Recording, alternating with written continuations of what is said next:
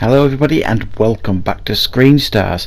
I'm here today to review the 2018 science fiction film UFO that stars Gillian and David Strathairn. And this is a film that I've been aware of.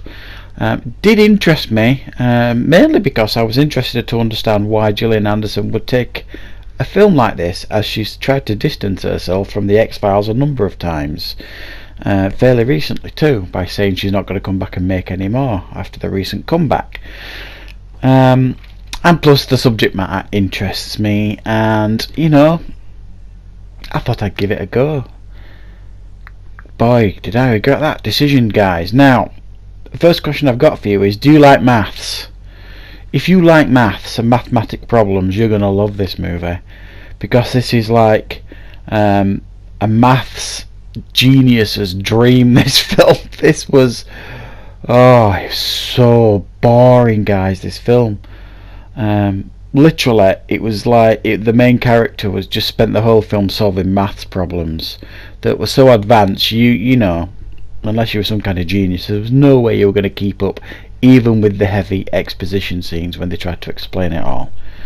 And what is this film about? Well, there is an incident at an airport. A sighting of a UFO that it doesn't show.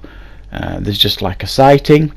It's all over the news, and for some reason, a maths genius who's studying at the local college or whatever under Gillian Anderson, who's like the tutor for this maths place, is fascinated by this, and he gets obsessed with finding out what went on. So he investigates this airport, all the news reports.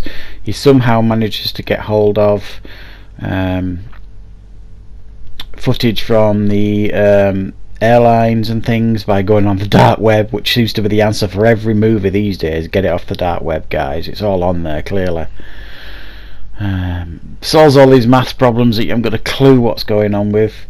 And he just becomes more and more obsessed with figuring out what this was, and he discovers that there's some kind of signal being left, and he becomes absolutely deeply obsessed with figuring it out, to the detriment of his education, his friendships, and all that kind of stuff. And that is the movie. It's this young maths genius trying to figure out this maths problem that ultimately will lead him to the ultimate discovery of this secret message that this potential UFO has left as it visited us. David Strathairn's character works for the government. I think it's the FBI, who turns up to this airport and not necessarily tries to cover it up, but is also trying to figure it out in equally disinteresting ways. Oh boy, this film, guys, absolute snooze fest. So that is the film, basically. In some way it was trying to be Close Encounters, but with maths, I suppose. It was, yeah. Okay, let's start with the good. The performances are all fine throughout. The young kid whose name I forget, who played this genius maths student, was okay, apart from the fact that his character was deeply unlikable. It was almost like he had Asperger's or something.